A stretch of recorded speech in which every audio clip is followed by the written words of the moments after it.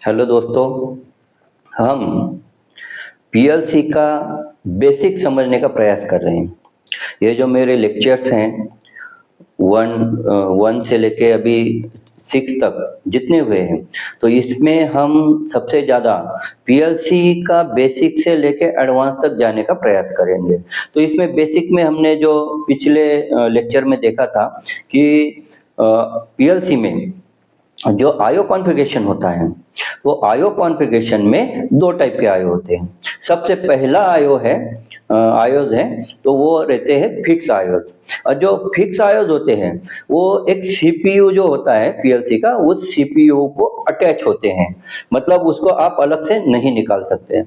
तो ये जो आईओ है, वो फिक्स आईओ है और ये बहुत लोअर कास्ट पीएलसी के अंदर अवेलेबल होते हैं।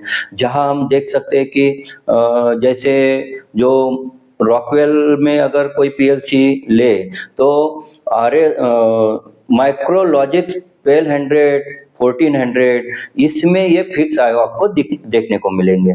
बिल्कुल बीच में सीपीयू रहेगा, एक छोटा डिस्प्ले रहेगा, कोई कंट्रोलर में वो डिस्प्ले भी नहीं मिलेगा आपको, लेकिन छोटा डिस्प्ले रहता है और उसको ऊपर और नीचे, ऊपर इनपुट आयोज होते हैं और नीचे आउटपुट आयोज होते हैं। वो दोनों आयोज जो है वो सीपीयू के बिल्कुल ऊपर नीचे होते हैं। तो इसका एक लॉस ये है कि जब भी कोई आयो आपका काम करना बंद कर देता है, फॉल्टी हो जाता है, तो आप उसको रिप्लेस नहीं कर सकते हैं। तो ये फिक्स आयोज के बारे में हमने देखा। अभी नेक्स्ट जो आज का लेक्चर है, वो उसका जो सेकंड पार्ट है, मतलब आयो कॉन्फ़िगरेशन का, तो उसमें हम मॉड्यूलर आयो को जानेंगे।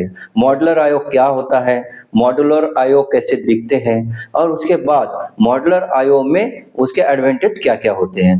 तो दोस्तों ये सारे बेसिक चीज़ें आपको मैं लेके आ रहा हूँ। तो ये बेसिक का जो लेक्चर है मेरे, उसके भी लिंक मैंने अपने डिस्क्रिप्शन बॉक्स में डाल रखे हैं। तो आप वहाँ जाके भी मेरे वीडियो के लिंक पे जा सकते हैं और वीडियो को देख सकते हैं।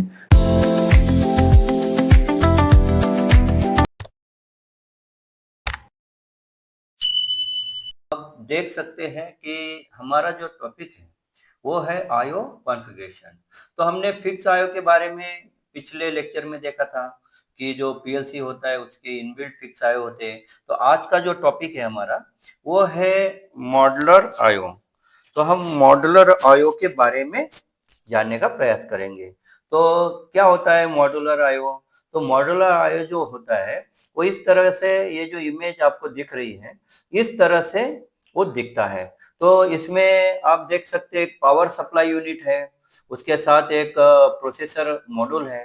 प्रोसेसर मॉड्यूल इसका मतलब जो हमने पिछले वीडियो में जाना था सीपीयू, जिसे सेंट्रल प्रोसेसिंग यूनिट बोलते हैं, यही प्रोसेसर मॉड्यूल, इसे प्रोसेसर मॉड्यूल भी कहते हैं। उसके बाद आप देख सकते हैं इनपुट मॉड्यूल है, आउटपुट मॉड्यूल है और ये और डिफरेंट टाइप के मॉड्यूल उसके साथ इंक्लूडेड है।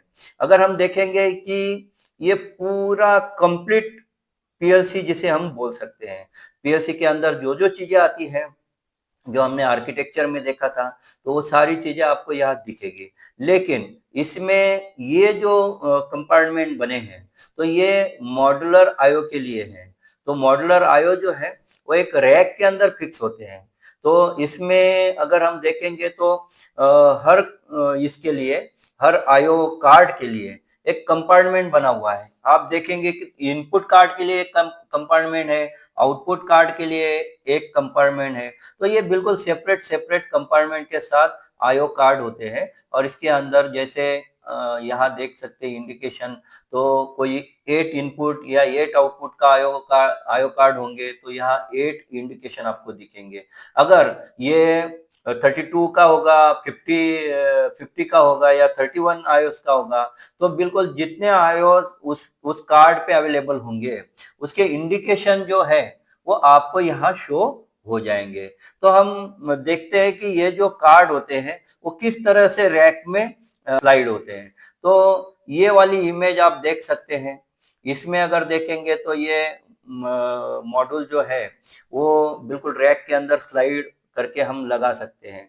और यहाँ पे ये जो उसके connection point plug and pin connection point होते हैं। जैसे ही मॉड्यूलर आयोस हम बाहर निकालते हैं स्लाइड करके, इसमें एक यहाँ आपको ये दिख रहा होगा, यहाँ एक पुश करने के लिए एक लॉक होता है। ये जैसे लॉक पुश करते हैं तो आप इसको आसानी से बाहर स्लाइड करके उसको बाहर निकाल सकते हैं।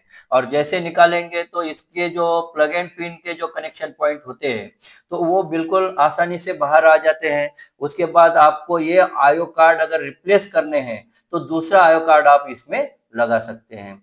देखो इसमें क्या है कि आपको फ्लेक्सिबिलिटी जो है वो उसकी बढ़ जाती है। अगर देखेंगे कोई कार्ड खराब हो गया, कोई आईओ कार्ड फॉल्ट में गया है, तो इसके बदले में आप आसानी से बहुत कम समय में मतलब निकाल के दूसरा कार्ड आप इसमें लगा सकते हैं। और अगर आपको इनपुट और आउटपुट कार्ड की एडिशनल कार्ड की जरूरत है तो आप ये बैक पेन देख सकते हैं, इसके अंदर एक्सटेंशन का भी एक ऑप्शन होता है, तो आप उसको एक्सटेंड कर सकते हैं। तो इस प्रकार से आईओ कॉन्फ़िगरेशन आपको समझ में आया होगा, बहुत आसान है। सबसे पहले तो ये चीजें जो है वो बिल्कुल जो रियल पिक्चर है उसके साथ मैंने यहाँ इमेज बनाई है कि आपको बिल्कुल आसानी से समझ में आए।